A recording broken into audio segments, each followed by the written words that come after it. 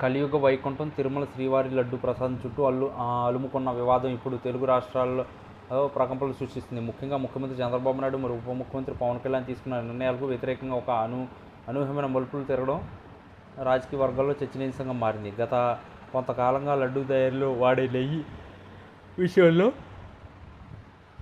జరుగుతున్న ప్రచారంపై సర్వత్రా ఆందోళన వ్యక్తమవుతున్న తరుణంలో న్యాయస్థానం జోక్యం చేసుకోవడం ఈ కథనానికి కొత్త రంగు పూలిమింది. ఈ మొత్తం వ్యవహారంలో డీఎస్పీ ప్రసాద్ పాత్ర మరియు ఆయన అనుసరించిన వ్యూహాలు ఇప్పుడు అందరినీ ఆశ్చర్యానికి గురి చేస్తున్నాయి. అసలు విషయం ఏమిటంటే లడ్డు నాణ్యతపై ప్రభుత్వం చేసిన వ్యాఖ్యలు మరియు బయటకు వచ్చిన నివేదికల మధ్య పొంతన లేదంటూ దాఖలైన పిటిషన్లను కోర్టు తీవ్రంగా పరిగణించింది.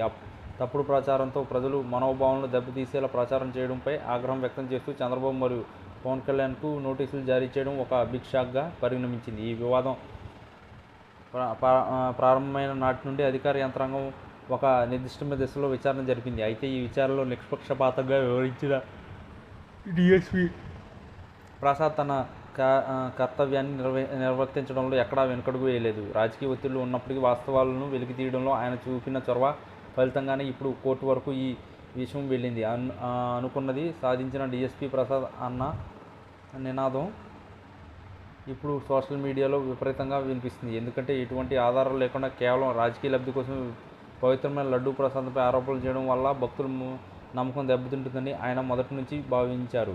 శాస్త్రీయమైన ఆధారాలు సేకరించడం మరియు ప్రయోగశాల నివేదికలను క్షుణ్ణంగా పరిశీలించడం ద్వారా ఆయన తన సమగ్ర నివేదికను సిద్ధం చేశారు. ఆ నివేదిక ఆధారంగానే ఇప్పుడు న్యాయస్థానాల విచారణను వేగవంతం చేసింది. పవన్ కళ్యాణ్ ప్రాయశ్చిత్త దీక్షలు మరియు బహిరంగ సభల్లో చేసిన వ్యాఖ్యలు ఈ వివాదాన్ని జాతీయ స్థాయిలో తీసుకెళ్లాయి. అయితే న్యాయపరమైన చిక్కులు ఎదురైనప్పుడు కేవలం భావోద్వేగాలతో నెట్టుకురావడం సాధ్యం కాదని తాజా పరిణామాలు నిరూపిస్తున్నాయి. కోర్టు నోటీసులు అందడం అంటే అది కేవలం ఒక హెచ్చరిక మాత్రమే కాదు, ప్రభుత్వం విశ్వసనీయతపై పడుతున్న మచ్చగా విశ్లేషకులు భావిస్తున్నారు. ఈ పరిస్థితిని ఊహించని చంద్రబాబు ఇప్పుడు తన వ్యూహాలను మార్చుకోవాల్సిన అవసరం ఏర్పడింది. ఈ మార్పు డీఎస్పీ ప్రసాద్ విచారణ తీరుపై సర్వత్రా ప్రశంసలు కురుస్తున్నాయి.